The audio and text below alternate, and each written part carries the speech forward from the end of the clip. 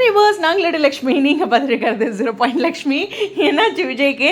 So ஒரு தேவதாசும் நானும் ஒரு ஜாதி தானடி அப்படின்னு ஒரு பியூட்டிஃபுல்லான சாங்கு. ஸோ அந்த சாங்கை ஷேர் செய்து எடிட்டர் அவர்கள் வந்து இந்த போஸ்ட் போட்டிருக்காங்க.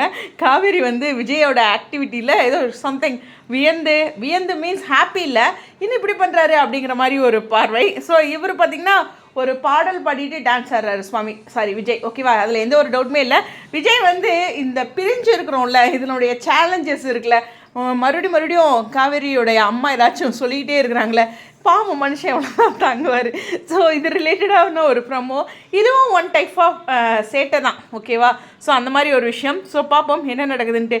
இதில் ரொம்ப கவனிக்கக்கூடிய ஒரு விஷயம் என்னென்னா, எப்போதும் போல் காவேரி வந்து அவங்க வீட்டிலேருந்து பார்க்குறாங்கன்னு நினைக்கிறேன். விஜய் வந்து இந்த மொட்டை மாடியில் தான் ஒரு சாங் பாடுறாரு, ஆனால் ஷுவராக பாடுறாரு. ஆனால் தேவதாசும் நானும் இங்கே ஒரு ஜாதி தானே, அந்த சாங் தான் பாட போகிறாரான்னு தெரில. ஆனால் எடிட்டர் மோஸ்ட்லி அங்கே நடக்கிற சாங் தான் போடுவார், ரொம்ப ரேராக தான் மாறும். ஓகேவா, ஸோ அதனால் ஒரு பெரிய எதிர்பார்ப்புகள் இருக்குது. இது எம்என் ப்ரமோவாக இருக்கலாம், இல்லை நாளைய காட்சிகளாக இருக்கலாம். ஓகேவா, ரெண்டில் எது வேணாலும் இருக்கலாம். பட் இருந்தாலும் சண்டே ப்ரமோவாக இருக்குமா, நாளைய காட்சிகளான்னு நாளைக்கு தெரிஞ்சிடும். கண்டிப்பாக விஜயோட சேட்டை அப்கமிங் ஷூட்டிங்லேயும் அப்படி தான் இருக்க போகுது. ஆனால் உண்மையாகவே பாட்டியும் காவேரியும் அங்கே ஹாப்பி தானே, அதனால் நம்மளும் ஹாப்பி. அம்மா கோவமாக இருக்காங்க, அப்புறம் பார்த்துக்கலாம், ஒன்றும் பிரச்சனை இல்லை. ஓகேவா, உங்களுடைய கருத்துக்கள் ஸ்டேடியம்.